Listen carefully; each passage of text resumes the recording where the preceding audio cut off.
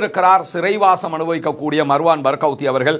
அந்த நூலும் வெளியிடப்பட இருக்கிறது என்கிற தகவல்கள் வெளியாகி இருக்கக்கூடிய இந்த சூழல்ல தான் தாங்கள் பட்ட அவமானத்தை அமெரிக்காவினூடாக தீர்த்து கொள்வதற்கு யூதர்கள் முயற்சி செய்கிறார்கள். வரலாறு நெடுகிலும் யூதர்கள் இதே தான் பண்ணுவாங்க. நேரடியாக சண்டைக்கு வராம யாரையாவது கோர்த்து விடுவோமா.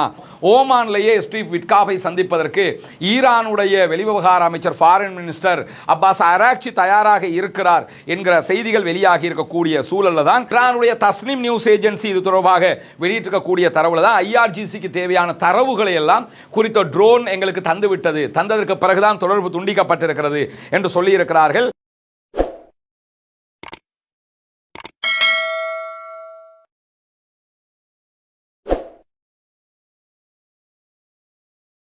அன்பிற்கினிய சகோதர சகோதரிகளே, நம் அனைவர் மீதும் ஏக இறைவனுடைய அமைதியும் கருணையும் உண்டாகட்டுமாக என்கிற உயரிய பிரார்த்தனைகளோடு பாலஸ்தீனம் மீதான இஸ்ரேலிய ஆக்கிரமிப்பு இராணுவத்தினுடைய 2 ஆண்டுகால யுத்தம் நிறைவுக்கு வந்து தற்போது யுத்த நிறுத்தம் நடைமுறையில் இருக்கிற இந்த காலகட்டம் என்பது இன்றோடு 117வது நாளாக இருக்கிறது.